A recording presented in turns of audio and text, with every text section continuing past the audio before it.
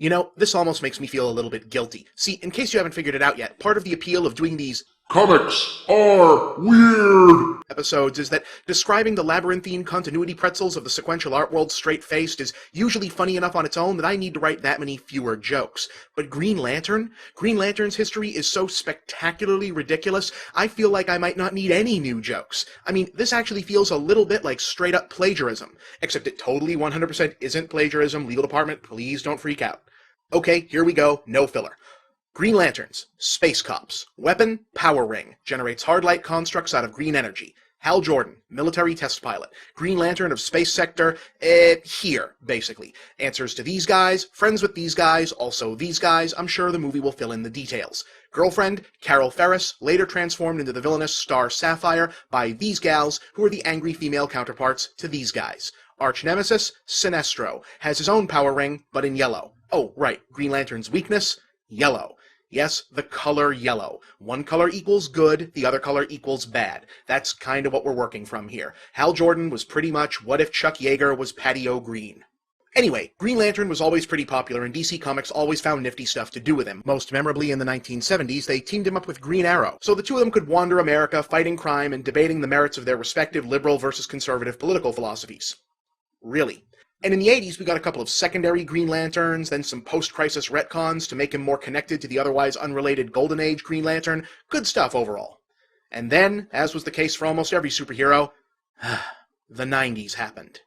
During the drawn-out climax of DC's drawn-out Death and Return of Superman crossover, which we'll talk about another time, Hal Jordan's hometown of Coast City and all its citizens were destroyed by the villain Mongol and Hank Henshaw the cyborg Superman. Hey, I said we'll talk about it another time. Hal did not take this well.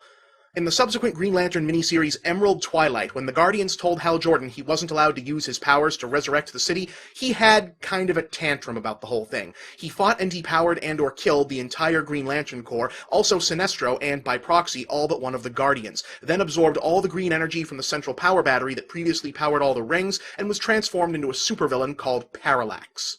Gambit, the last surviving Guardian, managed to get the last remaining ring to a graphic artist named Kyle Rayner, making him the new, and at the time only, Green Lantern. To put things in context, this was 1994, roughly 2 to 3 years before the internet would be widely in mainstream use and change the fandom-creator interaction dynamic forever. So not only was turning the main character for 3 decades of the series into a genocidal supervillain, and replacing him with a new young guy we'd never heard of, ballsy to the point of insanity, it was also a huge surprise. Seriously, people did not see this coming.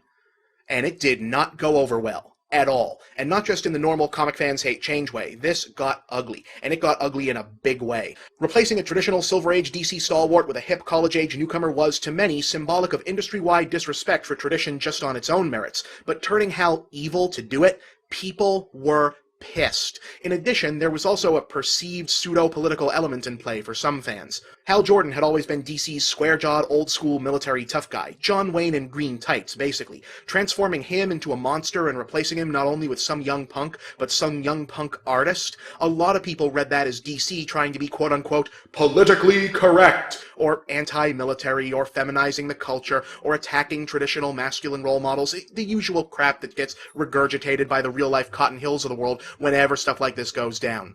Anyway, Crazy Hal, now Parallax, became the big bad supervillain of DC's next giant company-wide crossover, 0 Hour, in which he tried to destroy the history of the universe in order to fix all the bad stuff that made him insane. Ultimately, Jordan regained his sanity just long enough for a final act of big-time heroism, sacrificing his own life to put things right. For some fans, this was enough to redeem the controversial storyline. For others, not so much. Yes, the admittedly crummy send-off DC gave Hal got so many readers so angry that even though Kyle Rayner would be Green Lantern for almost a decade, the character never really got the chance he probably deserved. Fan opposition to the new direction was massive and fiercely organized, especially considering that this was mostly pre-web. An entire movement sprang up among fans who wanted DC to fix the perceived damage done to Jordan and ultimately reinstate him as the one true Green Lantern.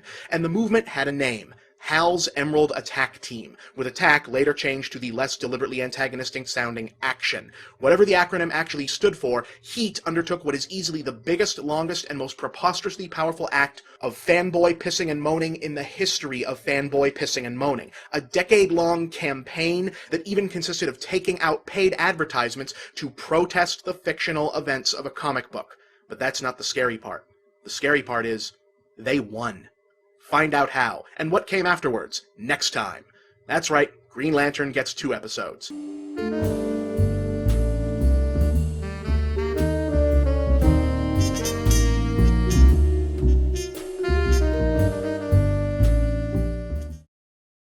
When last we left our story, Hal Jordan, the original Silver Age Green Lantern, had been turned into the supervillain Parallax, replaced by a younger model named Kyle Rayner, and then killed off.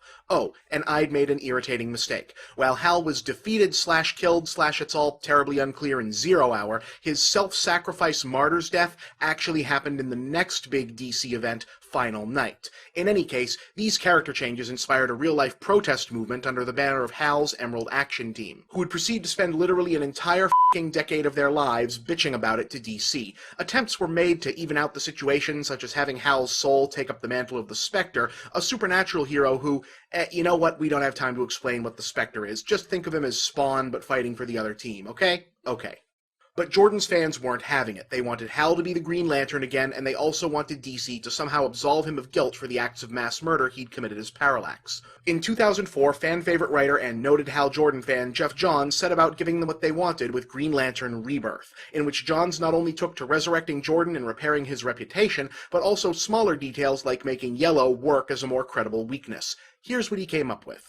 As it turns out, the light spectrum from which light-based energy powers like the power rings would draw from is connected to, get ready, the emotional spectrum, and that certain powerful emotions correspond to certain colors, green being willpower and yellow being fear. In addition, each color/feeling is embodied by one of a pantheon of godlike monsters. Green is a space whale named Ion, while yellow is a giant bug demon named Parallax.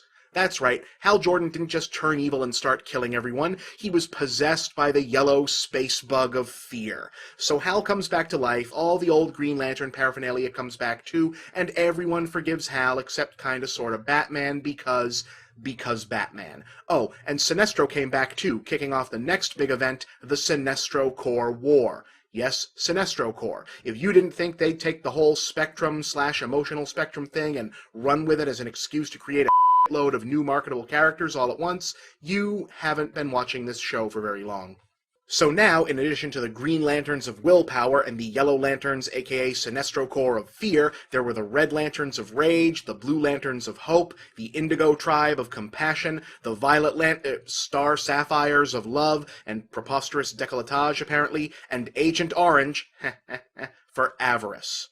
Of course, if you're familiar with the real light spectrum, you know that there should also be black and white stand-ins as well, which brings up the next event, Blackest Night, in which the universe is attacked by a swarm of sentient Black Lantern rings that resurrect dead people as emotion-sucking zombies. You'd think that wouldn't be a huge problem in the DC universe, what with all the superheroes, but there's a wrinkle. Black Lantern rings can also possess people who've been dead but came back. Like, a whole bunch of DC superheroes have over the years. Turns out, this has all been a long-term plan by Nekron, the supervillain embodiment of death itself, who's been leaving the door to the afterlife open a crack for superheroes in order to seed the world with potential Black Lantern sleeper agents, thus offering a canonical explanation for why DC characters just can't stay dead.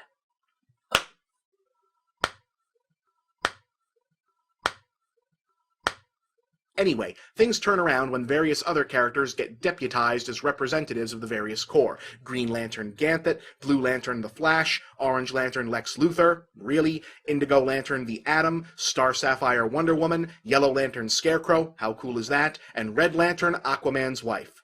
Seriously, Yellow Lantern Scarecrow? This is why Warner Brothers should just bite the bullet and shove all the superhero movies into one continuity like the Marvel guys are doing. How great would it be to see Cillian Murphy as a f***ing Yellow Lantern? Anyway, the good guys put the Care Bear stare on Nekron, Sinestro becomes the White Lantern, then everyone becomes the White Lantern, then, look, good wins, evil loses, whole bunch of dead people come back to life, setting in motion another, this time year-long event, Brightest Day, which is still kinda new, so you're on your own. Well, there you go, gang. Green Lantern. Now you're all caught up for the movie, unless they don't actually follow all these details. Or any of them. At all. In which case, this may all have been a huge waste of your time. I'm Bob, and that's the big picture.